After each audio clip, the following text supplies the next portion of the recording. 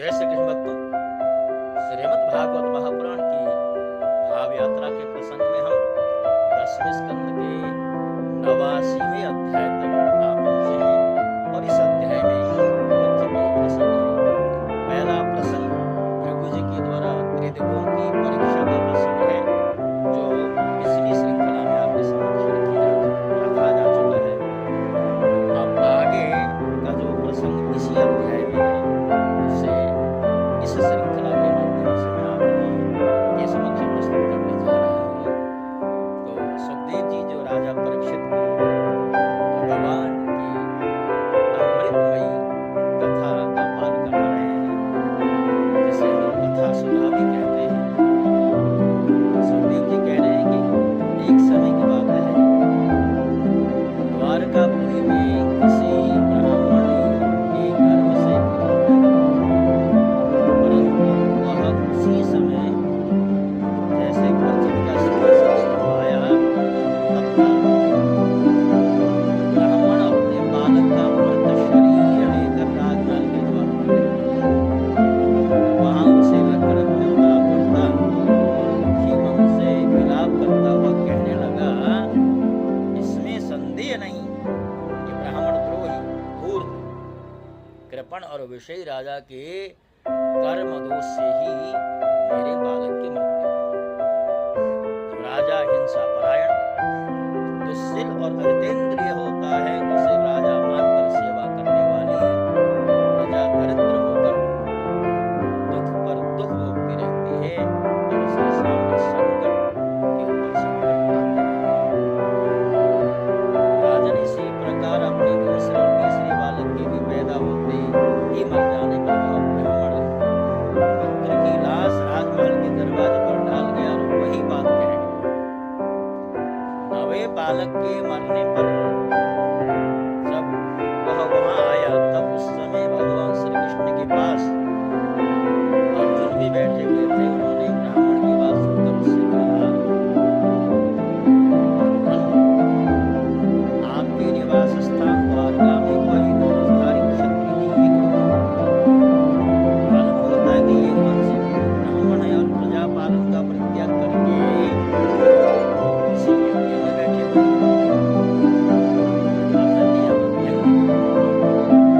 जिनके राज्य में धन, स्त्री अथवा पुत्रों से वियुक्त होकर ब्राह्मण दुखी होते हैं, वे क्षत्रिय नहीं है। क्षत्रिय के वेश में पेट पालने वाले नट हैं और उनका जीवन व्यर्थ है। भगवान, मैं समझता हूं कि आप स्त्री पुरुष अपने पुत्रों की मृत्यु से दीन हो रहे हैं। मैं आपकी संतान की रक्षा करूंगा। यदि मैं अपनी प्रतिज्ञा पूरी नहीं कर सका तो अग्नि में कूदकर जल मरूंगा और इस प्रकार मेरे पाप का प्रायश्चित हो जाएगा। ब्राह्मण ने कहा, अर्जुन, यहाँ बलराम जी भगवान श्री कृष्ण धनुर्धर शिरोमणि प्रद्युम्न अद्वितीय योद्धा अनिरुद्ध भी जब मेरे बालकों की रक्षा नहीं कर सके, इन जगदीश्वरों के लिए भी यह काम जब कठिन हो रहा है, तब तुम कैसे हमारे बालकों की रक्षा कर सकते हो? मुझे तुम्हारी बातों पर विश्वास नहीं होता। जैसे ही ब्राह्मण ने अर्जुन की बातों पर अविश्वास किया, ब्राह्मण ने कहा, ब्राह्मण देवता सुनिए, संकर्षणो ब्रह्मन् न कृष्णाकार्षुनिरेव च, अहं अर्जुनो नाम गाण्डीवं यस्य वै धनुः। ब्रह्मन, मैं बलराम श्री कृष्ण अथवा प्रद्युम्न नहीं हूँ। मैं हूँ अर्जुन, जिसका गांडीव नाम का धनुष विश्वविख्यात है। ब्राह्मण देवता, आप मेरे बल पौरुष का तिरस्कार मत कीजिए। आप जानते नहीं, मैं अपने पराक्रम से भगवान शंकर को संतुष्ट कर चुका हूँ। मैं आपसे अधिक क्या कहूँ? मैं युद्ध में साक्षात मृत्यु को भी जीत कर आपकी संतान ला करके दे दूँ।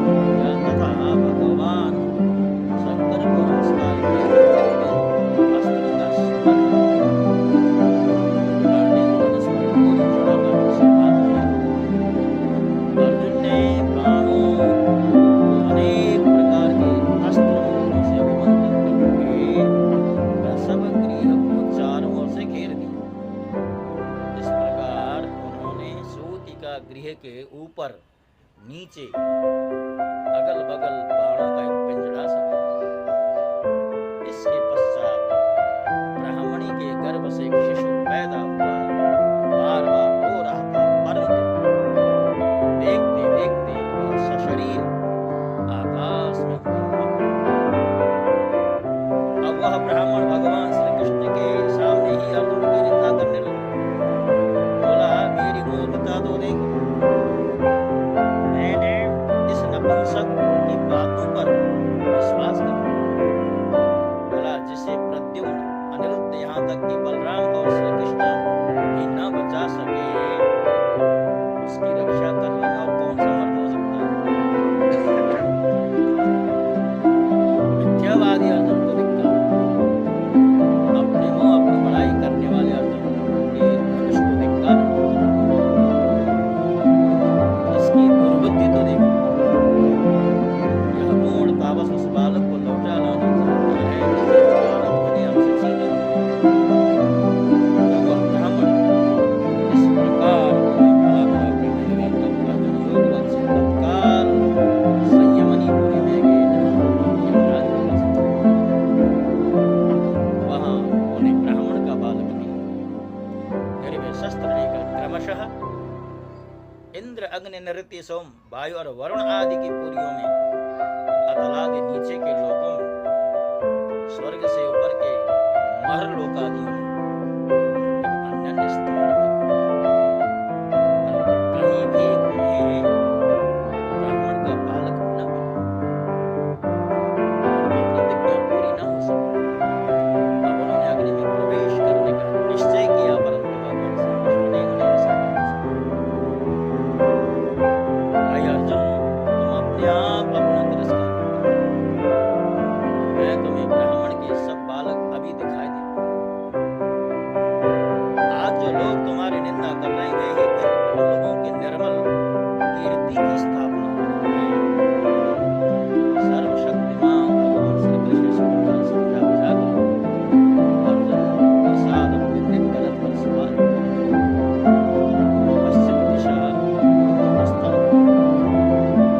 उन्होंने सात सात पर्वतों वाले, सात द्वीप, सात समुद्र और लोकालोक पर लांघकर घोर अंधकार में प्रवेश किया। राजन, वह अंधकार इतना घोर था कि उसमें शैत्य छिपी एक पुष्प वाहक नाम के चारों घोड़े अपना मार्ग भूलकर इधर उधर भटकने लगे। योगेश्वरों के भी परमेश्वर भगवान श्री कृष्ण ने घोड़ों की दशा देखकर अपने सहस्र सहस्र सूर्यों के समान तेजस्वी चक्र को आगे चलने की आज्ञा दी। सुदर्शन चक्र अपनी ज्योतिर्मय तेज से स्वयं भगवान के द्वारा उत्पन्न उस घने एवं महान अंधकार को चीरता हुआ मन के समान तीव्र गति से आगे आगे चला। इस समय वैसा जान पड़ता था मानो भगवान राम का बाण धनुष से छूटकर राक्षसों की सेना में प्रवेश कर। इस प्रकार सुदर्शन चक्र के द्वारा बतलाए हुए मार्ग से चलकर रथ अंधकार की अंतिम सीमा पर पहुंचा। इस अंधकार के पार सर्वश्रेष्ठ पारावार रहित व्यापक परम ज्योत जगमगा रही। उसे देखकर अर्जुन की आंखें चमक गई और उन्होंने विवश होकर अपने नेत्र बंद कर लिए। इसके पश्चात भगवान के रथ ने दिव्य जलराशि तेज आंधी चलने के कारण उस जल में बड़ी बड़ी तरंगे उठ रही थी, बहुत ही गहरी मालूम पड़ रही थी। वहां एक बड़ा सुंदर महल था, उसमें मणियों के सहस्र सहस्र खंभे चमक कर उसकी शोभा बढ़ा रहे थे और उसके चारों ओर बड़ी उज्जवल ज्योति फैल रही थी। उसी महल में भगवान शेष जी विराजमान थे। उनका शरीर अत्यंत भयानक और अद्भुत था। सहस्र सिर थे, प्रत्येक फण पर सुंदर सुंदर मणियां जगमगा रही थी। प्रत्येक सिर में दो दो वेद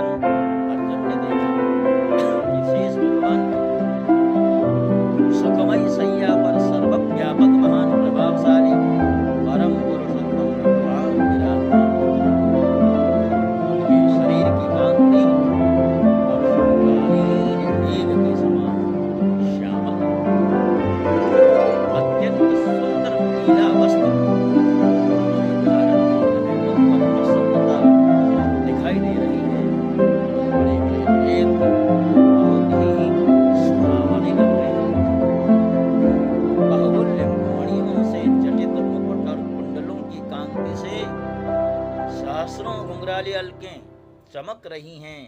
लंबी लंबी सुंदर 8 भुजाएं हैं, गले में कौस्तुभ मणि है, वक्षस्थल पर श्रीवत्स का चिन्ह है और घुटनों तक वनमाला लटक रही है।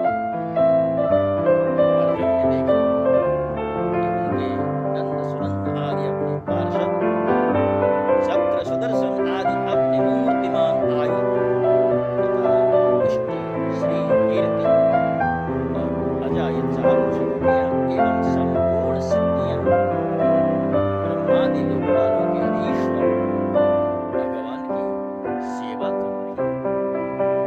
राजन, भगवान श्री कृष्ण ने अपने ही स्वरूप श्री अनंत भगवान अर्जुन उनके दर्शन से कुछ भयभीत हो गए। श्री कृष्ण के बाद उन्होंने भी उनको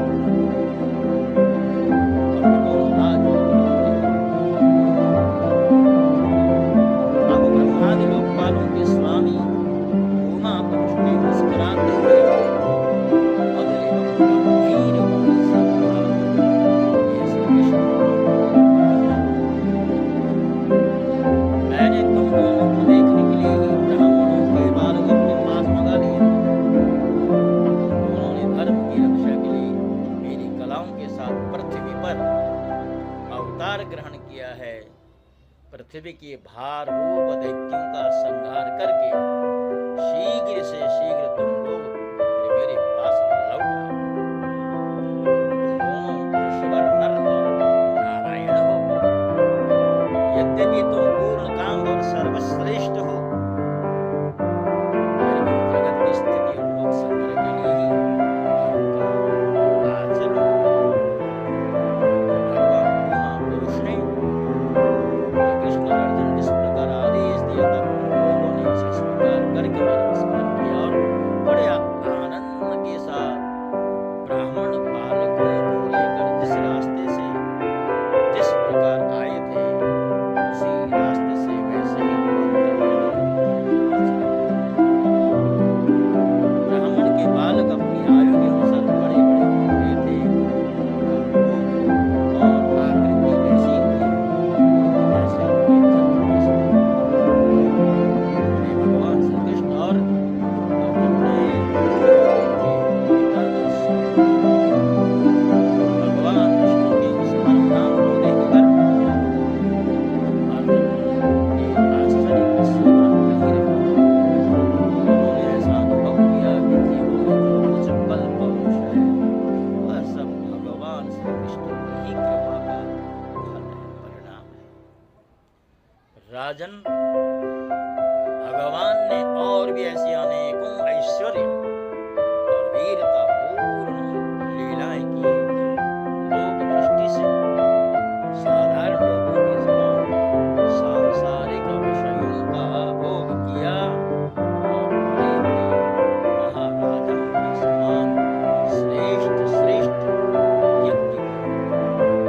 भगवान श्री कृष्ण ने आदर्श महापुरुषों का साक्षात्कार करते हुए आचरण करते हुए ब्राह्मण आदि समस्त प्रजावर्गों के सारे मनोरथ पूर्ण किए। ठीक वैसे ही जैसे इंद्र प्रजा के लिए समयानुसार वर्षा करते हैं, बहुत से अधर्मी राजाओं को स्वयं मार डाला और बहुतों को अर्जुन आदि के द्वारा इस प्रकार धर्मराज युधिष्ठिर आदि धार्मिक राजाओं से उन्होंने अनायास ही सारी पृथ्वी में धर्म मर्यादा की स्थापना करा दी। इसी के साथ साथ अध्याय है, इस अध्याय के साथ साथ श्रृंखला भी पूर्ण होती है। भक्तों, जैसा कि मैं बार बार श्रृंखला के अंत में आपसे निवेदन करता हूँ, श्रीमद् भागवत की कथाएं बहुतों के द्वारा गाई जाती हैं, संगीत में गाई जाती हैं, सामान्य रूप से गाई जाती हैं। आज की बात करें, आज की तिथि की बात करें, पूरे भारतवर्ष में क्या पूरी दुनिया में अगर हम थोड़ी सी जानकारी लें कि कितनी कथाएं हो रही होंगी, तो ये कथाएं हजारों में हैं, क्योंकि अब श्री कृष्ण जन्माष्टमी का पावन पर्व बिल्कुल समीप में है।